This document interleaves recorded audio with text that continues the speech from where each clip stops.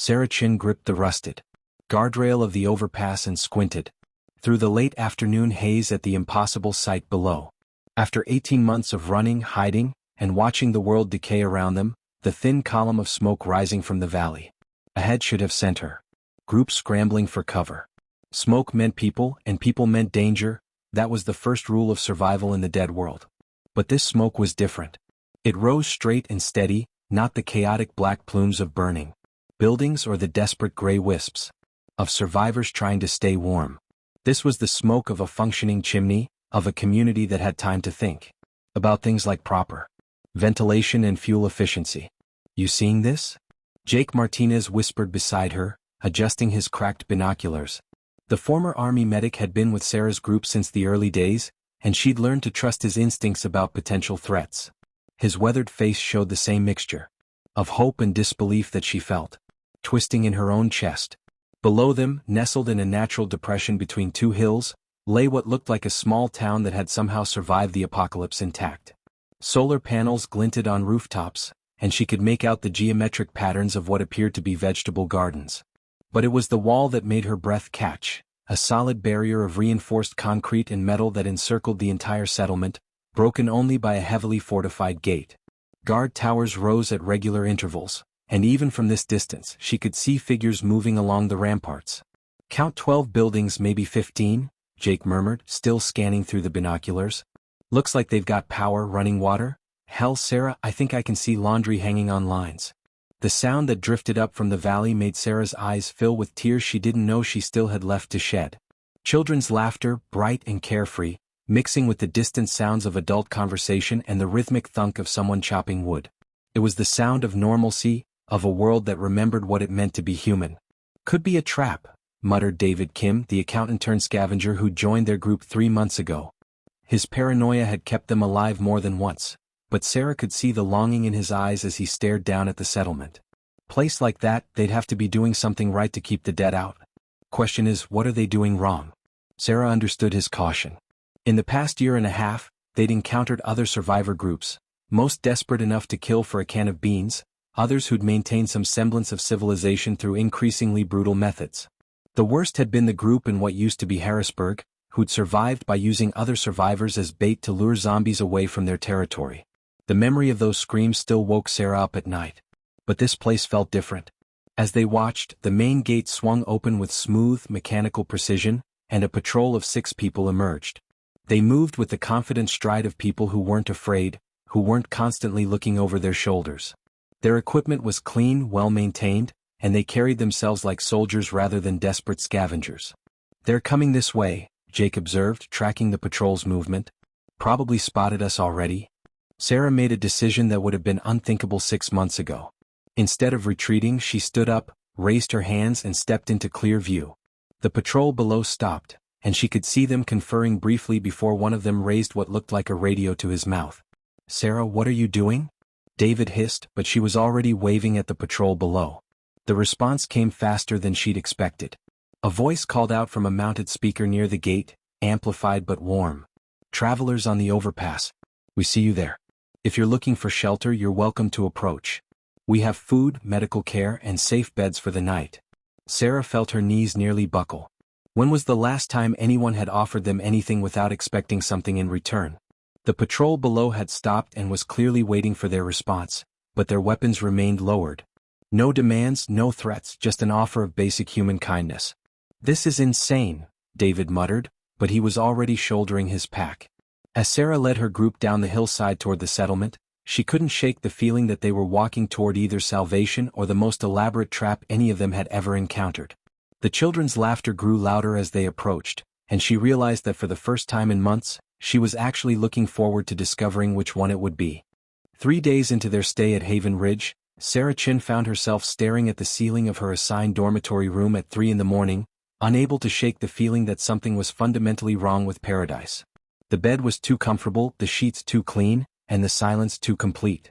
In the outside world, there was always something, the distant moan of the undead, the scurrying of rats through abandoned buildings, the whisper of wind through broken windows. Here the silence was so absolute it felt manufactured. She slipped out of bed, careful not to wake her roommate, a quiet woman named Lisa who'd arrived at Haven Ridge 6 months earlier. Lisa barely spoke above a whisper and had a habit of glancing toward the windows whenever helicopters passed overhead, and helicopters passed overhead with surprising frequency for a settlement that supposedly had no outside contact. The common area was empty except for a single guard station near the main entrance, a young man with kind eyes but hands that never strayed far from his weapon.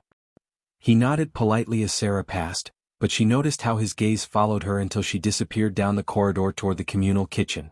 Couldn't sleep either? Jake's voice made her jump.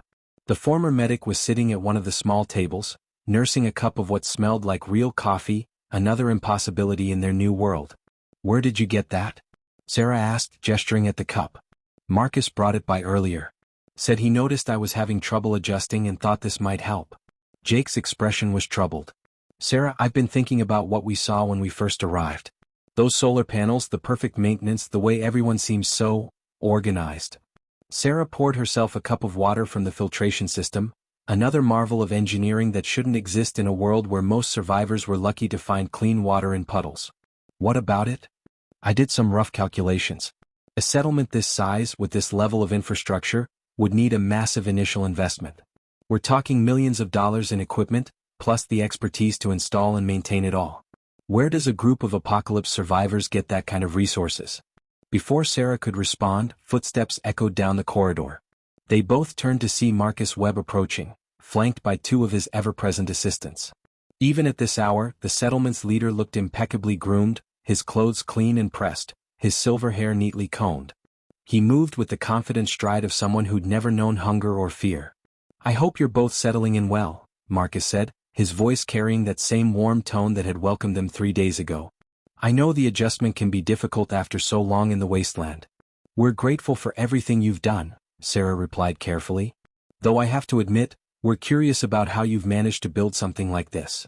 Marcus's smile never wavered, but Sarah caught a flicker of something in his eyes, calculation, perhaps, or evaluation. We've been very fortunate. This facility was originally a corporate retreat center, built to be self-sufficient. When the outbreak began, I was here with a team of researchers and engineers. We simply adapted. Researchers. Jake leaned forward. What kind of research? Biotechnology primarily. Pharmaceutical development. Nothing that would interest you, I'm sure. Marcus glanced at his watch, an expensive-looking piece that seemed out of place in their ruined world. But I should let you both get some rest. Tomorrow we'll begin your integration process. Integration process? Sarah asked. Just some basic orientation, health screenings, that sort of thing. We like to make sure everyone finds their place in our community. Marcus's assistants had remained silent throughout the conversation, but Sarah noticed how they positioned themselves to block the corridor behind him. Sweet dreams. After Marcus left, Sarah and Jake sat in uncomfortable silence. Finally Jake spoke. Integration process. Health screenings. That sound normal to you? Nothing about this place sounds normal, Sarah admitted. But maybe that's what normal looks like when you have resources and planning. The next morning brought the first real crack in Haven Ridge's perfect facade. Sarah was assigned to kitchen duty, working alongside several other newcomers and a handful of long-term residents. The newcomers chattered nervously about their good fortune, but the long-term residents worked in almost complete silence, their movements mechanical and their eyes distant. How long have you been here? Sarah asked Maria, a middle-aged woman who'd been dicing vegetables with robotic precision. Maria glanced around nervously before answering. 2 years. Since the beginning. You must have seen a lot of changes. Changes? Maria's laugh was bitter. Yes, there have been changes. We used to have more freedom to move around, to question things. Now we have schedules, assignments, designated areas. She lowered her voice to barely above a whisper. People who ask too many questions sometimes get transferred to different work details. Down below. Down below. Maria's knife stopped moving. I've said too much. They monitor everything here, Sarah. Everything. If you're smart, you'll stop asking questions and just be grateful for the food and shelter.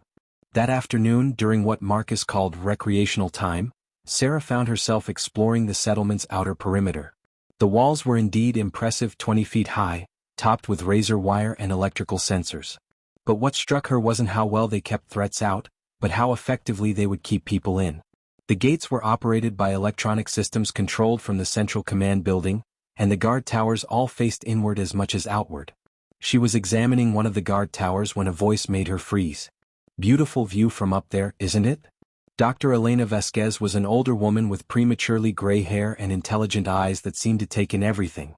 She'd been introduced as Haven Ridge's chief medical officer, but something about her demeanor suggested she saw more than she let on. "I was just curious about the construction," Sarah said carefully. "Curiosity can be dangerous here," Elena replied, then added more quietly, "but sometimes it's necessary. Walk with me." They strolled along the inner perimeter, Elena pointing out various features of the settlement's design while speaking in a conversational tone. But her words carried a different message entirely. "The recreational schedule is very structured here. Most people find it easier to follow the routine than to wonder what happens to those who don't. The medical facility is particularly well equipped, we can handle almost any condition, perform any necessary procedures." Elena paused near a section of wall where the concrete seemed newer, patches where something had been recently repaired. "Of course, some procedures are more voluntary than others. But everyone here contributes to the greater good, one way or another." As they walked, Sarah began to notice things she'd missed before. The children's laughter that had seemed so welcoming was coming from speakers mounted on utility poles. The gardens were beautiful, but they were surrounded by high fences that seemed designed to keep people out rather than animals. And everywhere, the subtle presence of surveillance cameras, their red lights blinking steadily as they tracked movement throughout the settlement. "Elena," Sarah said quietly, "what kind of research was Marcus really doing before the outbreak?" Elena stopped walking and turned to face her directly. For a moment, her carefully neutral expression cracked, revealing something that might have been fear or anger or both. "The kind that should have been stopped long before the world ended," she said. "The kind that some people see as an opportunity rather than a catastrophe." As the sun set over Haven Ridge, casting long shadows across the settlement's perfect facades, Sarah finally understood why the place felt so wrong.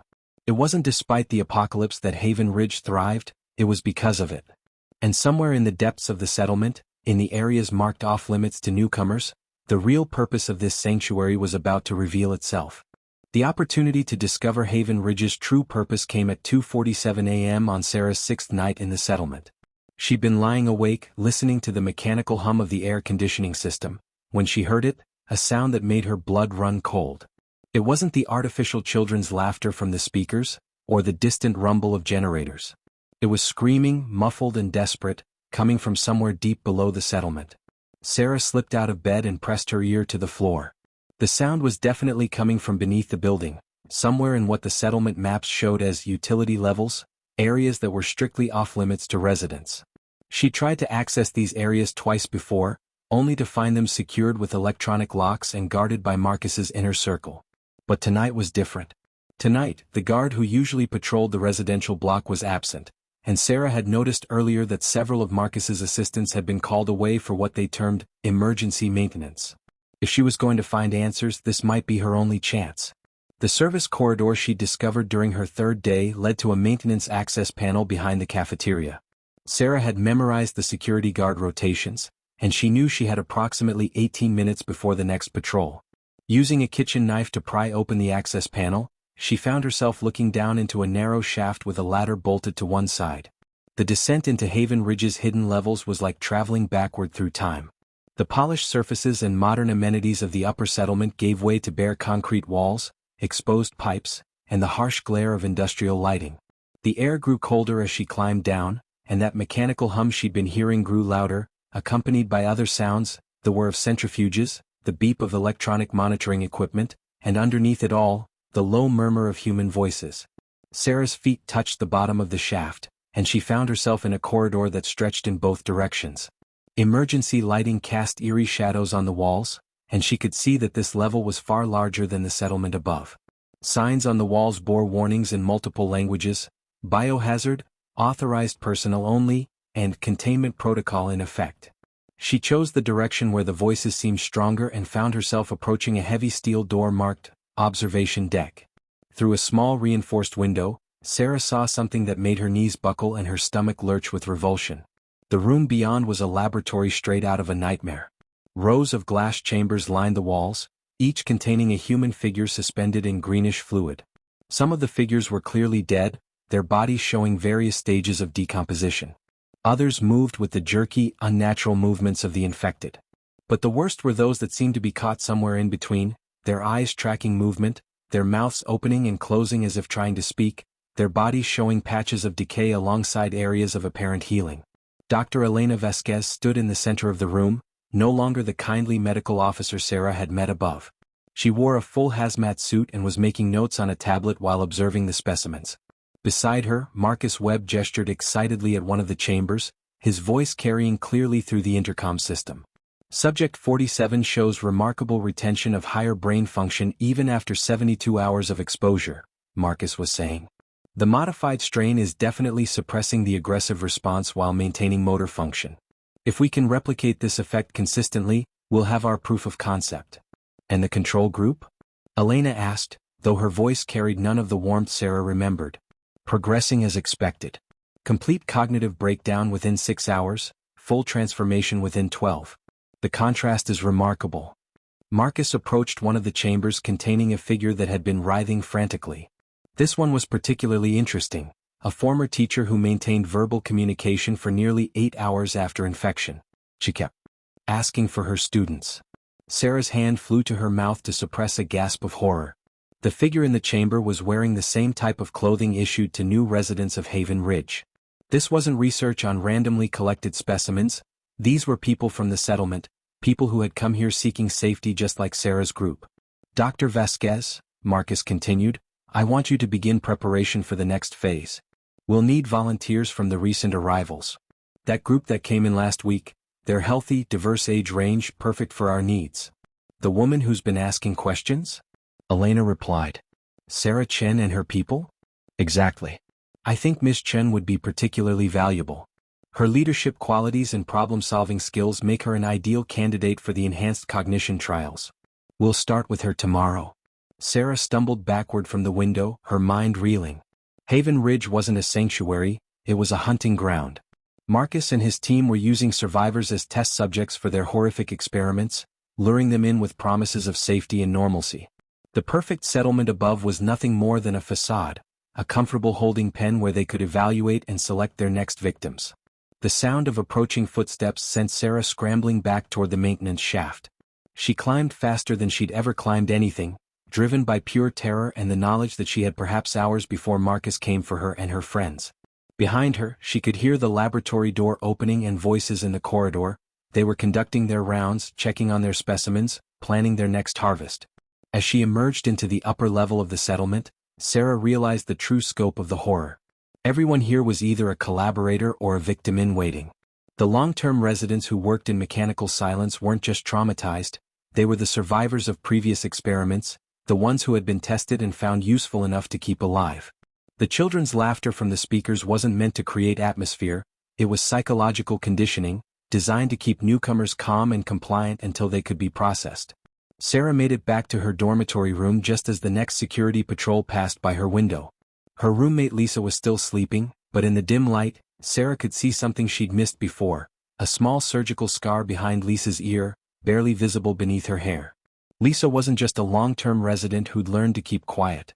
She was a survivor of Marcus's experiments, altered in some way that allowed her to function normally while remaining under his control.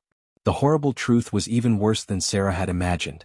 Haven Ridge wasn't just conducting experiments on the infected, they were trying to create a new kind of human, one that could survive in the post-apocalyptic world while remaining under the control of people like Marcus.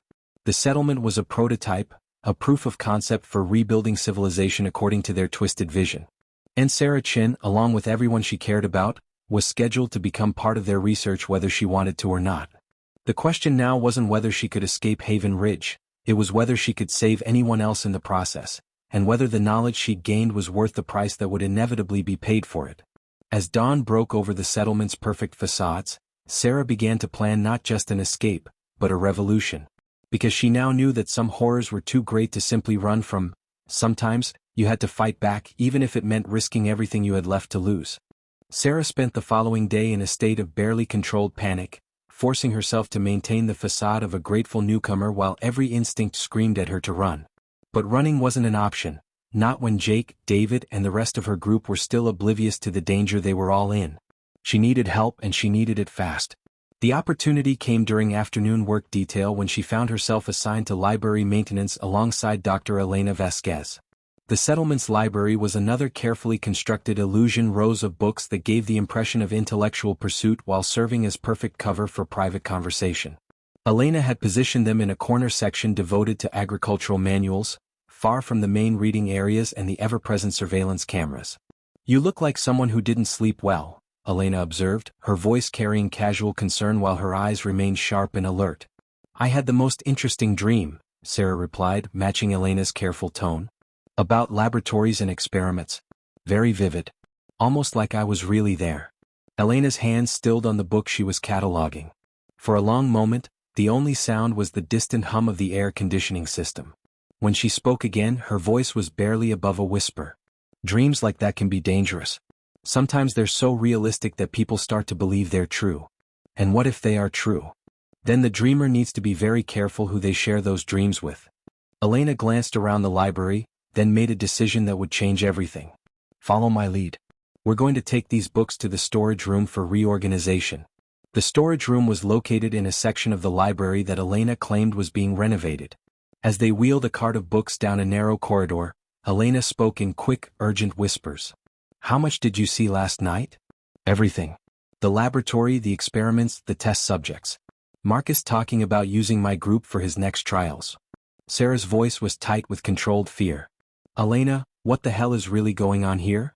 Elena stopped the cart and turned to face Sarah directly.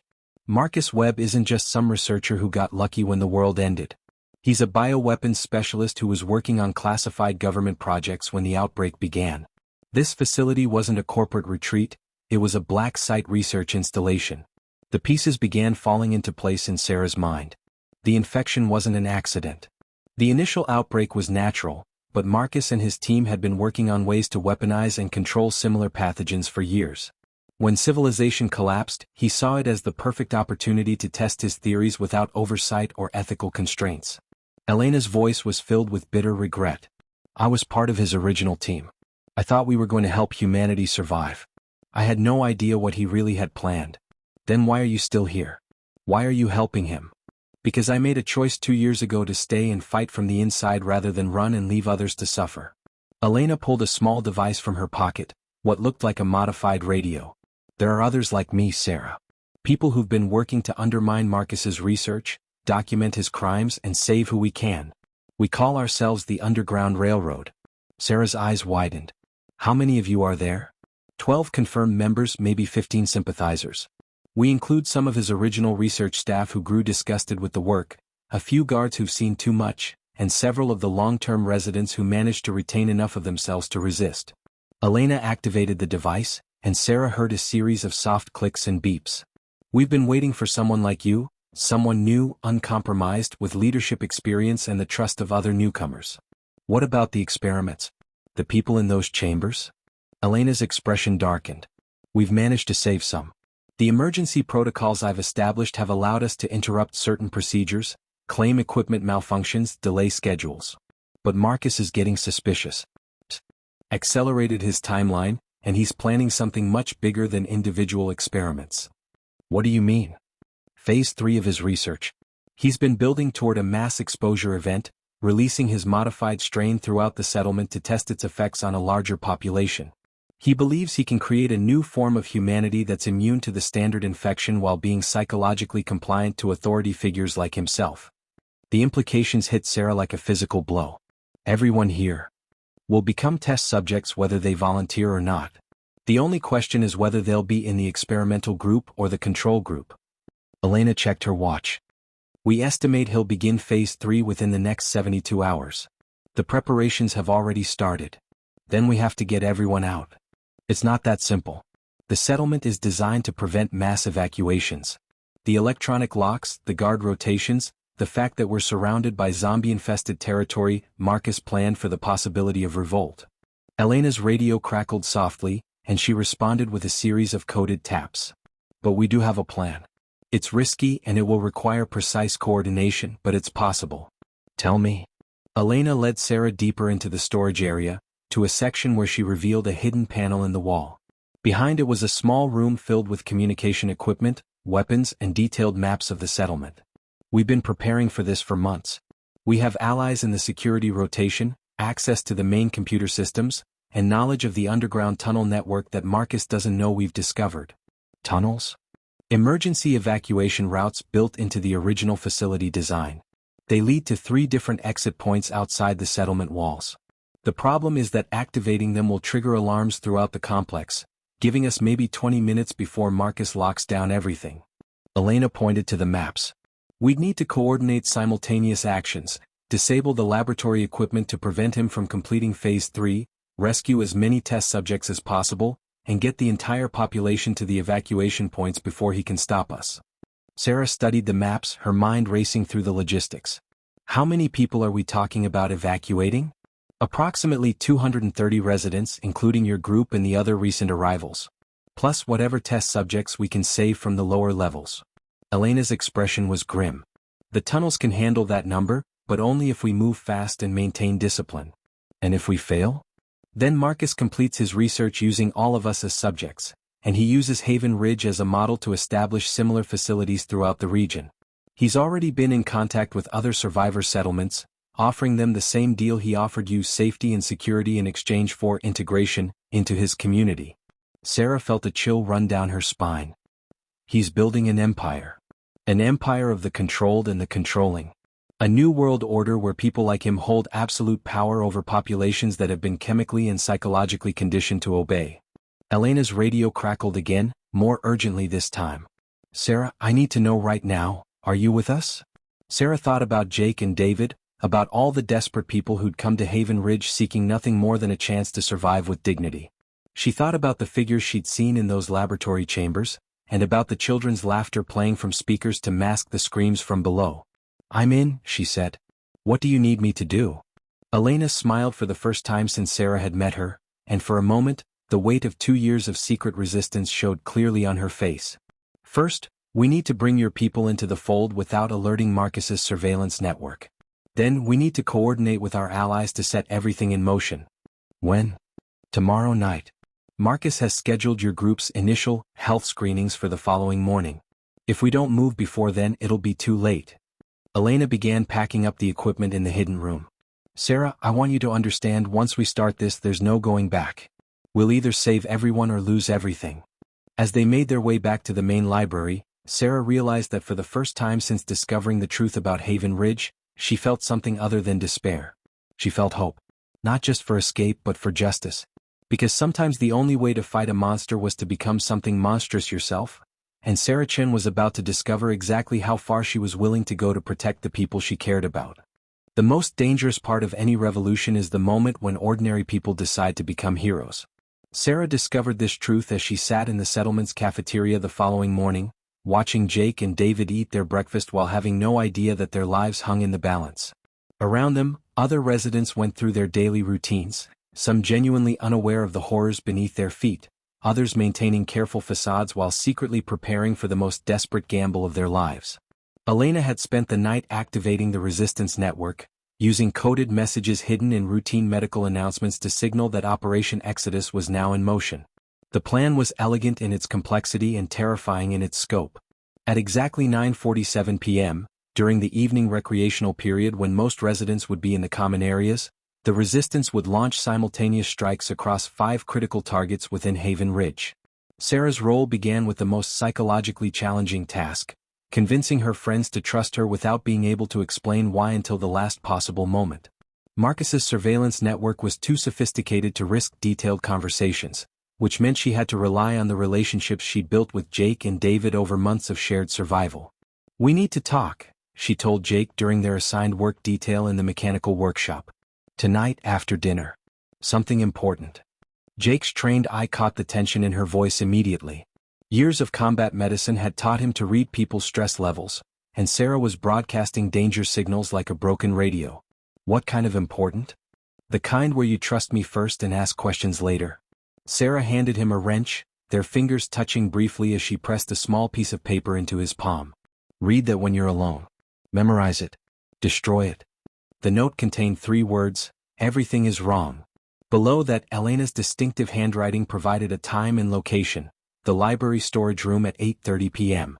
Meanwhile, across the settlement, Elena was conducting what appeared to be routine medical consultations while actually briefing key resistance members on their assignments. Dr. Martinez, a former CDC researcher who'd been forced to assist with Marcus's experiments, would handle disabling the laboratory's containment systems. Security guard Tom Bradley would create a diversion in the eastern sector while his partner, Sarah Mitchell, provided access to the armory. Maria Santos, the kitchen worker who'd warned Sarah about asking too many questions, would coordinate evacuating the children and elderly residents through the underground tunnels. The most crucial and dangerous assignment belonged to Elena herself. She would infiltrate Marcus's private laboratory during the confusion and attempt to destroy his research data while simultaneously releasing the test subjects who were still capable of evacuation. The task required intimate knowledge of the facility's security protocols and a willingness to sacrifice everything if the mission went wrong. At 6:15 p.m., as the sun set behind Haven Ridge's walls, the first phase of Operation Exodus began with what appeared to be a routine equipment malfunction. Tom Bradley, following Elena's careful instructions, triggered a power surge in the eastern guard tower that would require immediate attention from the maintenance crew. The malfunction was designed to look accidental while drawing security personnel away from the central areas of the settlement. Sarah found Jake and David in the library at precisely 8:30, their faces showing the mixture of confusion and growing alarm that came with realizing their safe haven had been an illusion. Elena was already there, along with Dr. Martinez and two other resistance members Sarah didn't recognize. "What you're about to hear will sound impossible," Elena began without preamble. "You'll want to deny it, to convince yourselves that we're paranoid or delusional. But in approximately 1 hour, your lives will depend on accepting the truth and acting on it immediately." The next 20 minutes transformed Jake and David from confused newcomers into committed resistance fighters.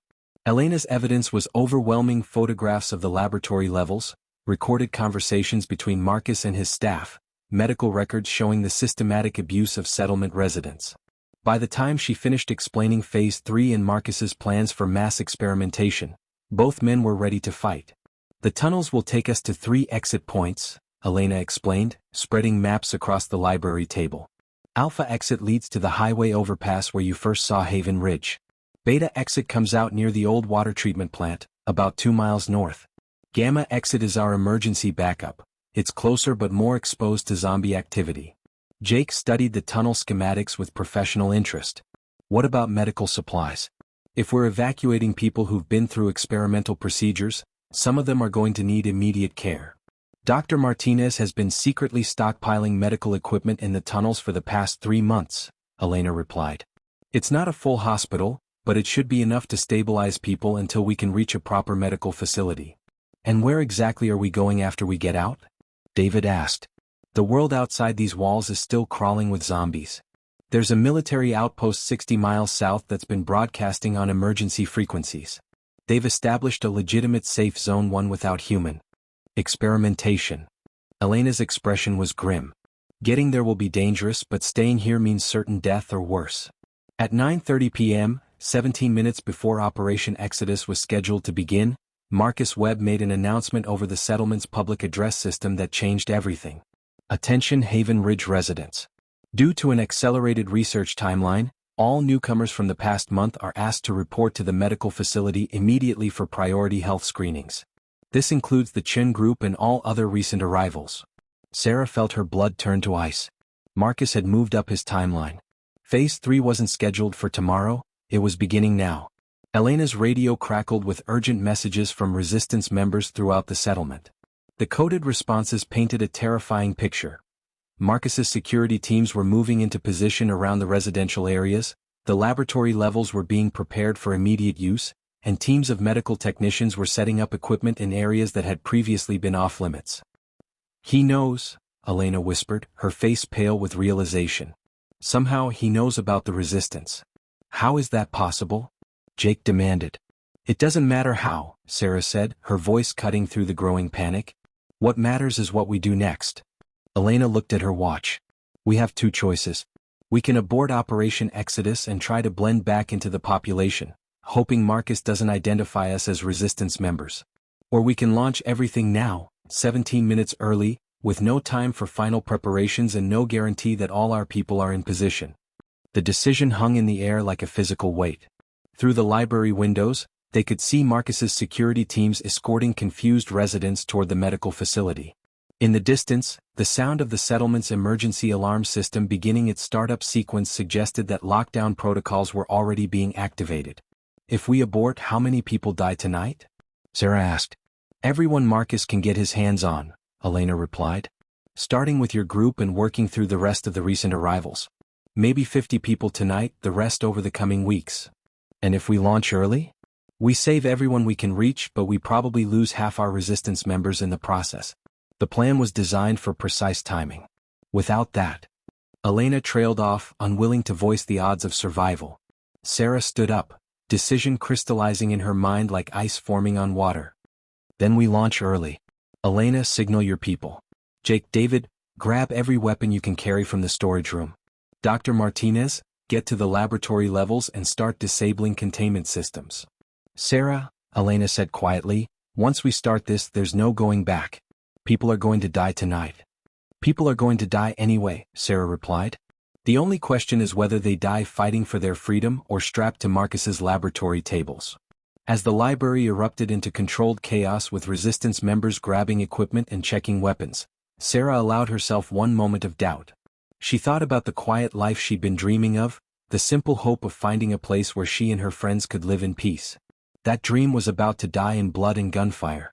But sometimes dreams had to die so that people could live.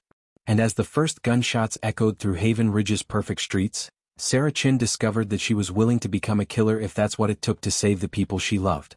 The first shots fired in the Battle of Haven Ridge came not from the resistance, but from Marcus Webb's security forces as they attempted to forcibly escort a group of terrified newcomers to the medical facility. Tom Bradley, the resistance guard who was supposed to be creating a diversion in the eastern sector, found himself face-to-face with his former partner as she tried to drag a screaming elderly woman toward the laboratory entrance. "Tom, help me get her inside," Security Chief Amanda Ross called out, apparently unaware that her longtime colleague had switched sides. "The old woman's having some kind of panic attack." Tom's response was to draw his sidearm and place 3 shots center mass into the woman he'd worked alongside for 8 months. As Amanda collapsed, her final expression one of complete bewilderment, Tom realized that the war for Haven Ridge had begun with an act of betrayal that would haunt him for the rest of his life. Across the settlement, Elena's carefully coordinated plan dissolved into chaos within minutes of the first gunshot. The resistance members who were supposed to be in position found themselves scattered and fighting for their lives as Marcus's loyalists responded with lethal force. Dr. Martinez never made it to the laboratory levels. He was cornered in the medical facility's main corridor by 3 guards and forced to barricade himself in a supply closet.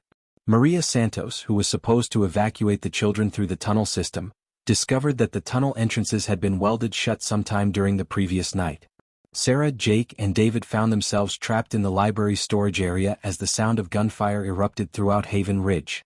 Through the small window, they could see Marcus's security teams moving with military precision, using coordinated tactics to isolate resistance fighters and drive terrified residents toward predetermined collection points.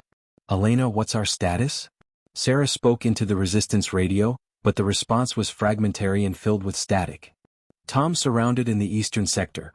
Martinez trapped. Tunnel entrances compromised. Marcus has activated containment protocol."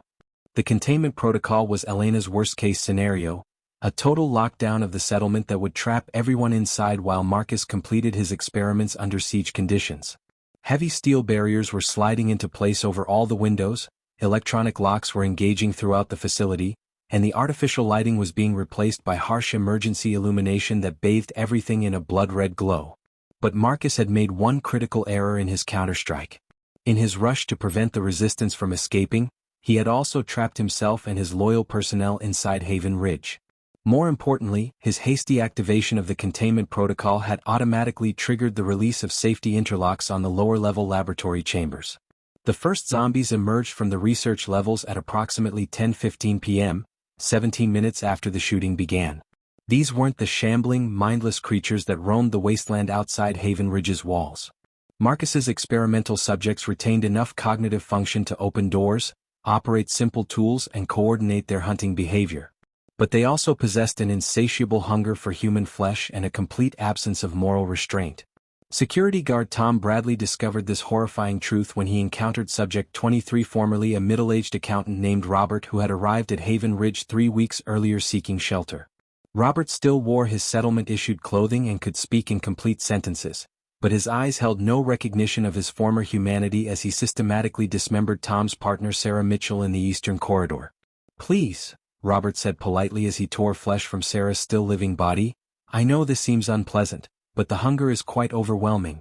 Dr. Webb assured us that the discomfort would be temporary. The containment protocol that was supposed to protect Marcus's operation became a death trap as more experimental subjects broke free from their chambers.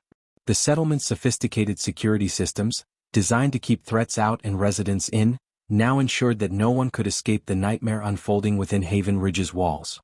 Elena found herself leading a desperate fighting retreat through the administrative levels, trying to reach the central computer systems that controlled the settlement's infrastructure. With her were 6 resistance members and a growing number of terrified residents who had managed to avoid both Marcus's collection teams and the escaped test subjects. Their ammunition was running low, and they were being hunted by enemies on multiple fronts. "We need to reach the main server room," Elena shouted over the sound of breaking glass and inhuman screams. "If we can override the containment protocol, we might be able to restore access to the evacuation tunnels." "What about the lab subjects?" asked Dr. Martinez, who had managed to escape his trap in the medical facility. "Some of them might still be savable." "Anyone who's been through Marcus's enhancement process is beyond saving," Elena replied grimly. "The best we can do is put them out of their misery and make sure no one else gets turned into one of those things." Meanwhile, in his fortified command center, Marcus Webb watched the chaos unfold with scientific fascination rather than horror. His months of careful planning were collapsing, but the uncontrolled experiment now taking place throughout Haven Ridge was providing invaluable data about how his enhanced subjects would perform in combat situations. "Sir," one of his remaining assistants reported, "we've lost contact with security teams 3, 7, and 9. The resistance fighters are proving more resourceful than anticipated." "Excellent," Marcus replied, making notes on his tablet. "And how are our enhanced subjects performing against both groups?" "Beyond expectations, sir. They're adapting their hunting strategies in real time, showing clear evidence of tactical thinking while maintaining their enhanced physical capabilities." Marcus smiled as he watched surveillance footage of his creations stalking through Haven Ridge's corridors. "Then perhaps this revolt is exactly what we needed. Nothing tests a weapon's effectiveness like actual combat conditions." But Marcus had underestimated the sheer determination of people fighting for their lives and the lives of their loved ones. Sarah Chin was no longer the desperate survivor who had stumbled into Haven Ridge seeking safety. She was becoming something harder, more dangerous, and utterly committed to destroying everything Marcus had built. David, listen to me," Sarah said as they prepared to leave the library's relative safety. "We're not just fighting to escape anymore. We're fighting to make sure this place can never hurt anyone else." "What are you saying?" Jake asked, though he could see the answer in Sarah's eyes. "I'm saying we burn it all down. Every computer, every research file, every piece of equipment. Marcus needs to replicate this nightmare somewhere else." Sarah checked her weapon and started toward the door. "And if we can't save everyone, we make damn sure their deaths mean something." As the 3 friends stepped into Haven Ridge's blood-soaked corridors, they could hear the sound of Elena's group fighting their way toward the server room. Behind them, the library's windows exploded inward as one of Marcus's enhanced subjects crashed through the reinforced glass. The Battle of Haven Ridge had become a 3-way war between the Resistance, Marcus's loyalists, and the monstrous results of his experiments. And somewhere in the chaos, the future of human survival was being decided by ordinary people who had chosen to become extraordinary. The most unlikely alliance in Haven Ridge's history formed in the aftermath of the library explosion when Sarah's group found themselves fighting alongside Marcus's security chief, Captain Derek Morrison.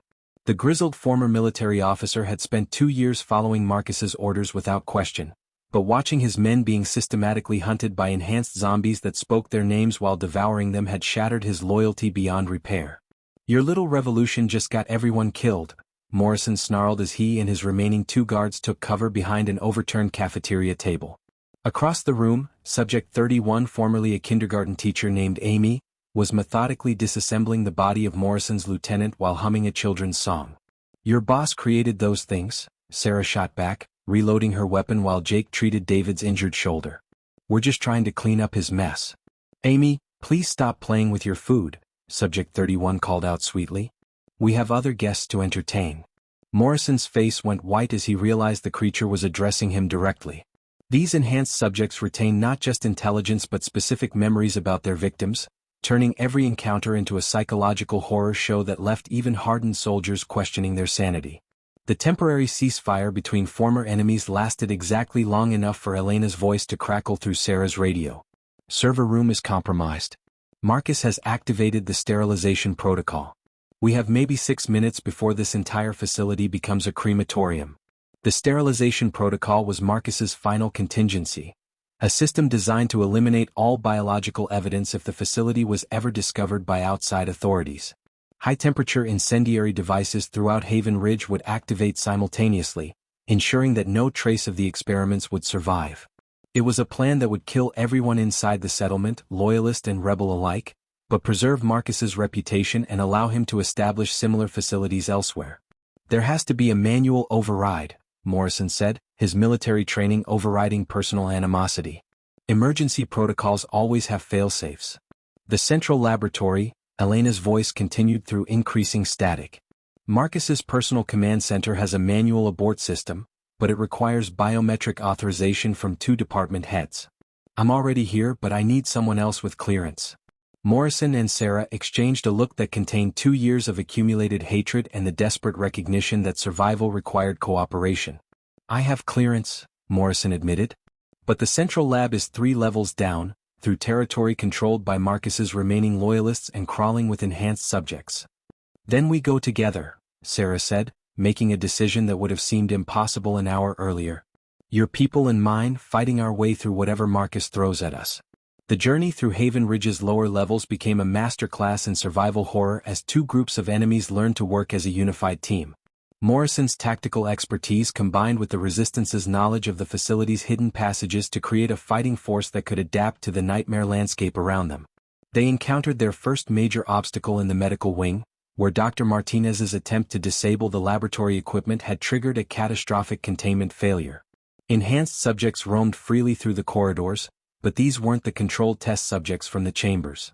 These were failed experiments, humans who had undergone partial transformation, leaving them with enhanced physical capabilities but damaged cognitive function that made them even more unpredictable. Subject 47 approaches from the East Corridor, announced the facility's computerized voice with cheerful efficiency. Please maintain safe distance and report any unusual behavior to your department supervisor. How is that thing still talking like nothing's wrong? Jake muttered as they navigated around a cluster of overturned medical equipment. Because to Marcus, nothing is wrong, Elena replied through the radio. All of this was planned. The chaos, the casualties, the desperation, it's all data to him. Their second major challenge came in the form of Marcus's remaining loyalists, who had barricaded themselves in the central laboratory complex and were firing on anyone who approached. But these guards found themselves caught between the advancing resistance fighters and a group of enhanced subjects who had learned to use tools and coordinate their attacks. Surrender now and we'll make your deaths quick, called out Dr. James Fletcher, Marcus's head of security operations. Continue this futile resistance and you'll end up like the test subjects, conscious but no longer human. Morrison's response was a perfectly placed grenade that eliminated the security checkpoint and opened a path to the central laboratory. But as they advanced through the smoke and debris, Sarah realized that something fundamental had changed in the battle's dynamics. The enhanced subjects were no longer randomly hunting, they were herding the survivors toward specific locations. Elena, they're driving us toward the central lab, Sarah reported. This feels like a trap. It is a trap, Elena confirmed. But not the one you think. Marcus wants us all in the central laboratory because that's where he's conducting his final experiment. He's going to expose everyone to his perfected enhancement formula and document the results in real time. The central laboratory doors were standing open when they arrived, which should have been the first warning that Marcus was expecting them. The massive chamber was dominated by a raised platform where Marcus Webb stood in a full containment suit, surrounded by monitoring equipment and banks of computer servers that hummed with processing power. Welcome to the culmination of 2 years of research, Marcus announced, his voice amplified through the laboratory speaker system. You've all performed admirably as test subjects, even those of you who believed you were fighting against the experiment. Sarah felt ice in her veins as she realized the scope of Marcus's manipulation. The resistance, the battle. All of it was planned. Every scenario was anticipated and prepared for, Marcus confirmed. The violent opposition, the temporary alliances between former enemies, the desperate fight for survival, all of it has provided invaluable data about human behavior under extreme stress. Around the laboratory's perimeter, concealed vents began releasing a faint greenish gas that carried the sweet scent of Marcus's enhancement formula. The sterilization protocol hadn't been designed to kill everyone, it had been designed to transform them into Marcus's final test group. You have approximately 90 seconds before the airborne formula reaches effective concentration, Marcus announced with scientific detachment. I recommend using this time to make peace with your former humanity. But Marcus had made one critical error in his calculations. He had assumed that desperate people would panic when faced with certain doom. Instead, Sarah Chin looked around the laboratory, assessed their situation with cold military precision, and made a decision that would change everything. Morrison, can your men seal those vents? Already on it, Morrison replied, his guards moving with practiced efficiency to block the gas dispersal system. Elena, how long do we have on the sterilization countdown? 3 minutes and 40 seconds. And Jake, Sarah said, her voice carrying a calm that surprised even her, how much explosive material did you manage to grab from the armory? Enough to bring down this entire section of the facility. Sarah smiled as she looked up at Marcus Webb, who was still standing on his platform like a mad scientist delivering a final monologue. Then let's give the doctor exactly what he wants, data about human behavior under extreme stress. As the enhanced subjects began flooding into the laboratory from multiple entrances, and Marcus's gas began to fill the air despite their efforts to block it, Sarah Chin prepared to teach Haven Ridge's creator the most important lesson of the apocalypse. Sometimes the only way to win a rigged game is to destroy the board entirely. The final confrontation between Sarah Chin and Marcus Webb lasted exactly 17 minutes and changed the course of human survival forever. What began as a desperate attempt to prevent mass transformation became something far more significant, a battle for the moral foundation of humanity's future in a world overrun by the dead. Marcus Webb had miscalculated the one variable that had always been beyond his scientific control, the unpredictable nature of human courage when everything worth protecting hangs in the balance. As his enhanced gas began to fill the laboratory, Sarah's makeshift alliance didn't break apart in panic. Instead, they moved with the coordinated precision of people who had accepted that survival meant ensuring others could live free. Elena, how long before that gas reaches lethal concentration? Sarah called out while Morrison's men worked frantically to seal the remaining vents. Maybe 2 minutes, Elena replied, her voice tight with concentration as she worked to override the laboratory's automated systems. But even if we stop the gas, Marcus still has manual controls for everything. He can trigger the sterilization protocol from his platform. Marcus watched their efforts with detached fascination, making notes on his tablet even as enhanced subjects began pouring into the laboratory from concealed entrances. Remarkable, he announced through the intercom system. Even facing certain transformation, you continue to prioritize group survival over individual preservation. This data will be invaluable for future behavioral modification programs. He's not going to stop, Jake realized, his medic's training helping him recognize the symptoms of complete psychological detachment. Even if we destroy this place, he'll just see it as another data point for his next facility. That was when Sarah made the decision that defined not just the battle's outcome, but the moral trajectory of human survival in the post-apocalyptic world. Instead of continuing to fight defensively, she began moving toward Marcus's platform with deliberate intent. Sarah, what are you doing? David called out, but she was already climbing the laboratory's maintenance scaffolding that led to Marcus's elevated command center. Something that should have been done 2 years ago, Sarah replied, her voice carrying a calm that surprised even her. Marcus appeared genuinely pleased as Sarah approached his platform. Miss Chin, I was hoping we'd have the opportunity for direct discourse. Your leadership capabilities have been truly exceptional throughout this exercise. Exercise? Sarah stepped onto the platform, close enough now to see the complete absence of human empathy in Marcus's eyes. You've tortured and killed hundreds of people. I've advanced human evolution by decades, Marcus corrected. The old world was ending anyway, Miss Chin. I simply ensured that the new world would be built by those intelligent enough to guide it properly. Behind them, the battle raged as Morrison's team fought desperately against enhanced subjects while Elena worked to prevent the facility's complete sterilization. But Sarah found herself focused entirely on the man who had turned human survival into a laboratory experiment. You want data about human behavior under extreme stress? Sarah asked, reaching slowly toward the explosive device Jake had given her. Let me give you something to study. What happened next lasted only seconds but felt like hours. Marcus realized Sarah's intent and lunged for the manual sterilization controls. Sarah tackled him, and they fought with the desperate intensity of two people who represented fundamentally different visions of humanity's future. Marcus possessed enhanced strength from his own experimental treatments, but Sarah fought with the accumulated rage of everyone who had suffered under his manipulation. The explosive device that ended the battle wasn't the one Jake had prepared. It was Marcus's own emergency self-destruct system, triggered when Sarah managed to wrench the control tablet from his hands and activate every destruction protocol simultaneously.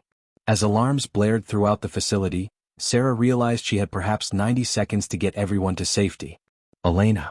Emergency evacuation now," Sarah shouted as she climbed down from the platform, leaving Marcus unconscious among his destroyed equipment.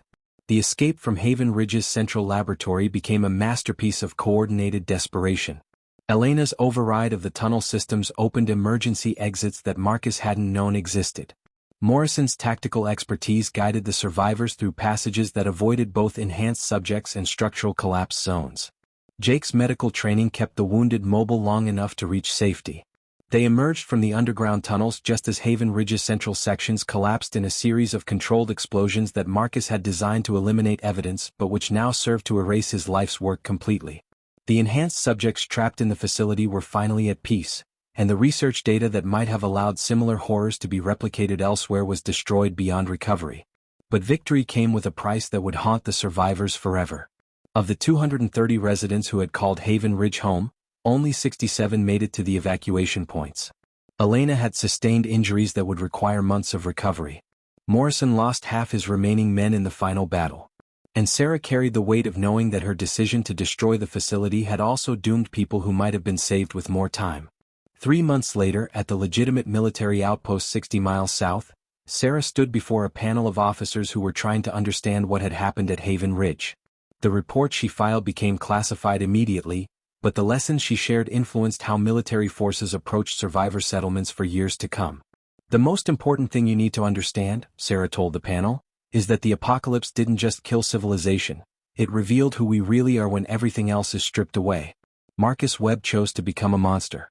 We chose to remain human." Elena had recovered enough to establish medical protocols that prevented future abuse of survivors. Morrison integrated his security experience with the military's refugee protection programs. Jake and David helped train other survivor groups in self-defense and community building. And Sarah Chin became something she'd never expected to be, a teacher, sharing the hard-won knowledge of how to preserve humanity's moral foundation when the world seemed determined to destroy it. Haven Ridge was eventually reclaimed by nature, its walls overgrown with vegetation and its horrors forgotten by all except those who had lived through them. But the lessons learned in its blood-soaked corridors echoed through every decision made by those who survived. The final entry in Sarah's classified report summarized the true cost of their victory. "We destroyed a facility that could have housed thousands of survivors safely. We killed people who might have been saved. We made choices that will haunt us forever. But we ensured that the future of human survival won't be built on the foundation of treating people like laboratory animals." Sometimes the price of remaining human is accepting that not everyone can be saved, but everyone deserves the chance to choose their own fate. The zombie apocalypse had taken civilization, but Haven Ridge proved that it didn't have to take humanity's soul. And in a world where the dead walked and the living often proved more monstrous than any virus, that distinction made all the difference between survival and actual life. Sarah Chen had come to Haven Ridge seeking shelter and discovered that the most dangerous traps aren't built with walls and locks. They're built with promises of safety that require surrendering the very things that make survival worthwhile. The true victory wasn't escaping Haven Ridge, but ensuring that no one would ever again have to choose between physical safety and human dignity. The war for humanity's future would continue in countless other settlements and communities, but it would be fought by people who remembered that being human meant more than just staying alive.